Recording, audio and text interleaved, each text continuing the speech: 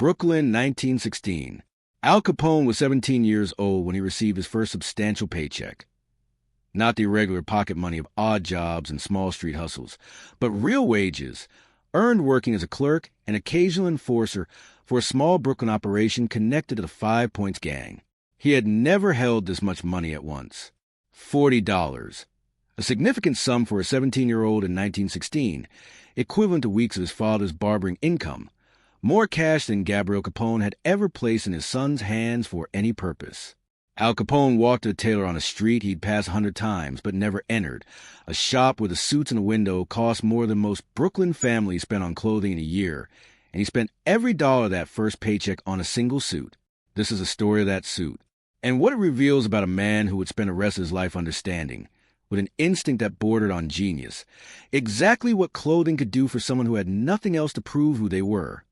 To understand why a 17-year-old would spend an entire paycheck on a single garment, you have to understand what poverty actually felt like for Capone family in early 20th century Brooklyn.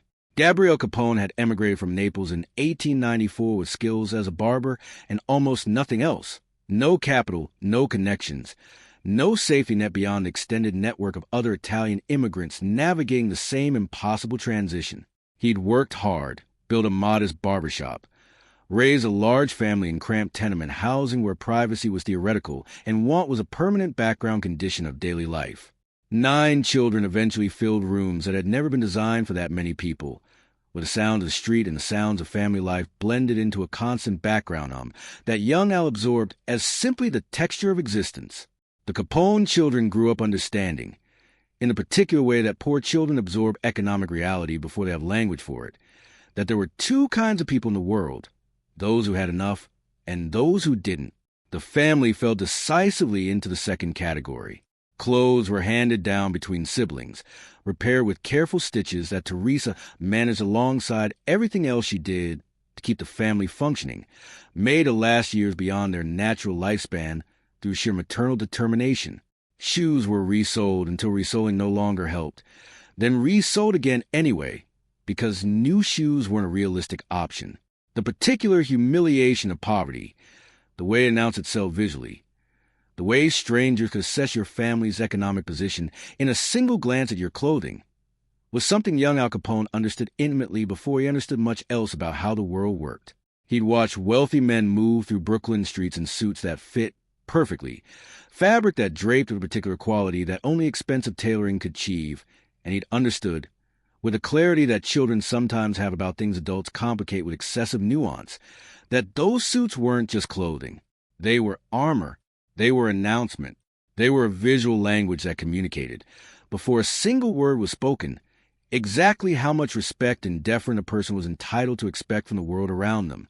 Poverty, Capone understood early, wasn't just about lacking resources.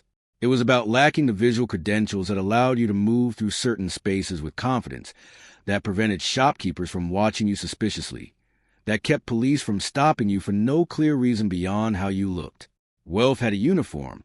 Poverty had a uniform too, just a less comfortable one to wear, one that limited your movement to the world in ways that had nothing to do with your actual capabilities, and everything to do with how those capabilities were perceived before you ever had the chance to demonstrate them. This understanding had crystallized in him gradually, through 1,000 small humiliations that most people, looking back, would struggle to identify as anything significant. A shopkeeper's narrowed eyes, a teacher's lower expectations, the particular way certain doors seemed to open more easily for boys whose clothes announced a different economic background. Each instance individually was minor, accumulated over a childhood. They constitute an education in exactly how much appearance mattered, an education that prepared young Al Capone more thoroughly than any of his formal schooling, for the moment when he would finally have enough money to test what he'd learned. The tailor shop he walked into in 1916 was owned by a man named Lorenzo Marchetti, an immigrant himself, though from a generation earlier and a class position considerably more secure than Capone's occupied. Marchetti served a clientele that included some of Brooklyn's more successful businessmen and a scattering of the underworld figures whose money was as good as anyone else's, regardless of how they'd earned it. Capone had passed the shop dozens of times, had looked at the suits displayed in the window with particular longing of someone who understood the goods were entirely outside his economic reality. Now, with $40 folded in his pocket, he walked through the door for the first time. Marchetti looked up from his work, assessing the 17-year-old who just entered. The worn clothes, the street-tough bearing, the scar that had recently appeared across his cheek from a bar fight that would eventually earn him a nickname he hadn't yet acquired. A less experienced businessman might have made assumptions about this customer's purchasing power and treated him accordingly. Marchetti, who had spent decades reading customers accurately enough to stay in business, simply asked, "What can I help you with, young man?" "I want a suit," Capone said. "A good one." "How good?" "The best you have that I can afford." Marchetti named a price that represented Capone's entire paycheck. Not a coincidence, but a calculation the Tailor made instantly, understanding exactly how much this particular customer was likely carrying and adjusting his offering accordingly.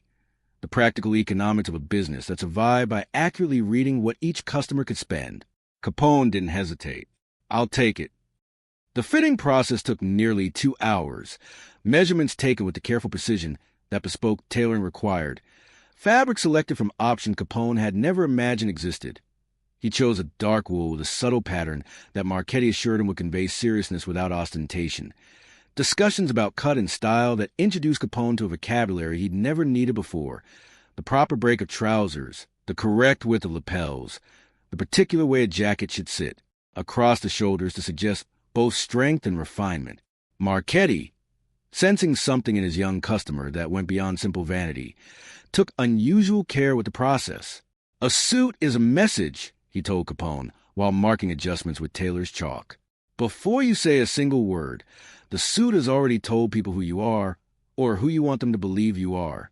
Most men don't understand this. They think clothes are just clothes.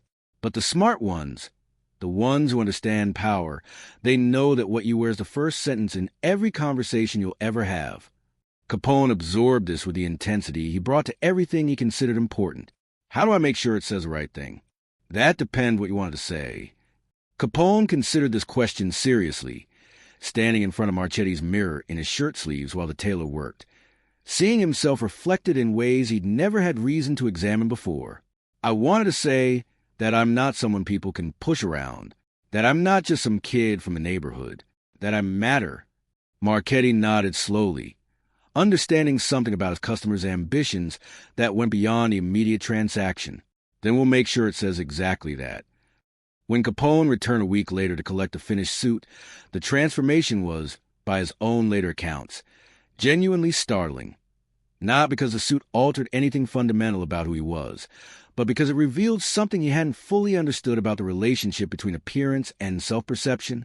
He put on the suit in the small fitting room at the back of Marchetti's shop, and when he looked in the mirror, he later told associates he experienced something close to disorientation. The young man looking back at him wore the fabric with an authority that 17-year-old Al Capone, the barber's son from a cramped Brooklyn tenement, had never previously possessed. The cut of the jacket squared his shoulders in ways that suggested substance and presence. The careful tailoring eliminated every loose fold or ill-fitting seam that had always, in his previous clothes, announced his economic position before he'd said a single word. "You look like someone," Marchetti observed, with the satisfaction of a craftsman who understood he'd accomplished exactly what his client had requested. "I feel like someone," Capone replied. He walked home that evening, not taking the streetcar he'd normally use, despite the distance, because he wanted to be seen walking through his neighborhood in the suit, wanted the experience of moving through familiar streets while wearing something that fundamentally altered how strangers perceive him. The effect, he discovered immediately, was real and measurable. Shopkeepers who had previously watched him with a particular wariness reserved for young men from poor neighborhoods now nodded with something approaching respect. A police officer who might ordinarily have stopped a 17-year-old loitering near a business district simply glanced at him and continued to patrol, the suit communicating, apparently, that this particular young man didn't warrant suspicion. Even his own family responded differently. Gabrielle Capone, who initially expressed disapproval at his son's extravagant spending, $40 represented weeks of careful family budgeting, money that could have gone toward rent or food or the dozen practical necessities a large immigrant family always needed, found himself, despite his stated objections, regarding his son with something that looked almost like the beginning of respect, when Al walked through the door in his new suit. "You look like a businessman," Gabrielle said, his disapproval undercut by something in his voice that suggested he was processing a more complicated reaction than simple disappointment. "I am a businessman," Capone replied, and though his father certainly understood the actual nature of the business his son was involved in, neither of them addressed the deeper implications of that statement directly. That single suit became, in Capone's developing understanding of how the world actually worked, a foundational lesson that he would apply with increasing sophistication for the rest of his life. He had discovered something that would become central to his entire approach to building power and reputation. That appearance wasn't superficial decoration layered over substance, but was itself a form of substance, a tool as practically useful as money or violence or strategic alliance. As his criminal career developed and his income grew exponentially, Capone applied this lesson with the same methodical seriousness he brought to every aspect of building his empire. He didn't simply accumulate expensive clothing the way some newly wealthy men did, buying whatever seemed impressive without understanding the underlying logic.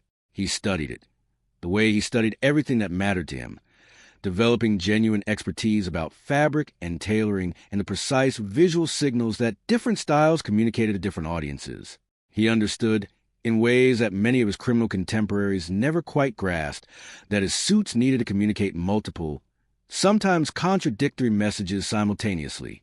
To his own organization, the suits needed to signal authority and success, visible proof that following Capone's leadership produced tangible rewards. To rivals, they needed to signal confidence bordering on intimidation, the visual equivalent of a poker player's unreadable expression. To the broader public, particularly as his fame grew beyond Chicago's underworld into national notoriety, the suits needed to signal something closer to legitimate respectability. The visual argument that he was a successful businessman who happened to operate in an industry the government had foolishly criminalized, rather than simply a violent criminal. He commissioned suits from the finest tailors he could access, eventually working with craftsmen whose other clients included genuine captains of legitimate industry. He understood subtle distinctions that less sophisticated men would have missed, the difference between a suit that announced new money trying too hard and one that suggested, even falsely, generations of accumulated comfort with wealth.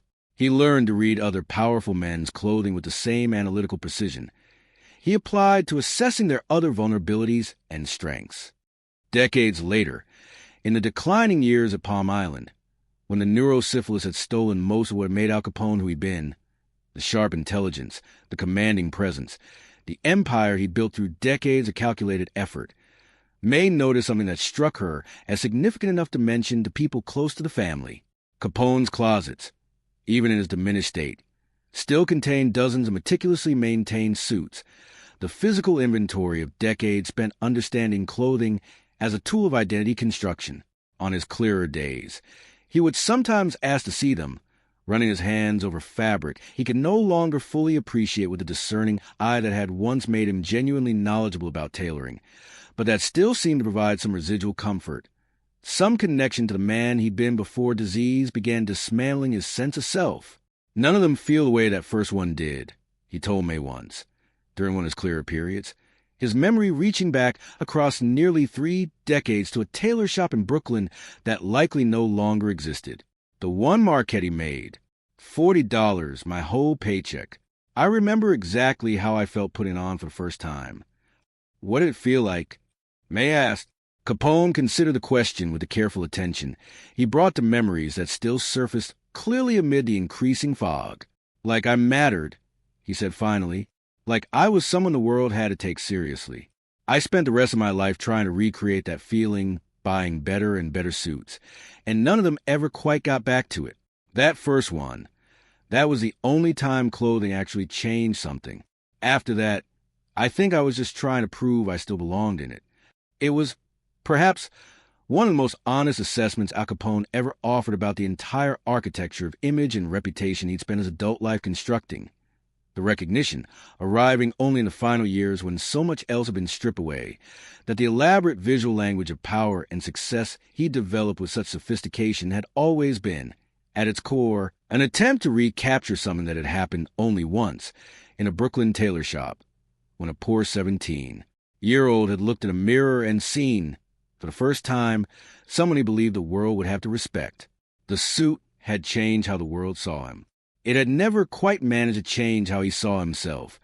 Not permanently, not in any way that disease and decline, and the eventual collapse of everything he'd built couldn't eventually unmake. But for one evening in 1916, walking home through Brooklyn streets in a suit that cost his entire paycheck, 17-year-old Al Capone had believed, completely and without reservation, that he had found the answer to the question that would define his entire life. How does a person who comes from nothing make the world understand that he matters? He never stopped chasing that feeling. He just never quite managed to find it again.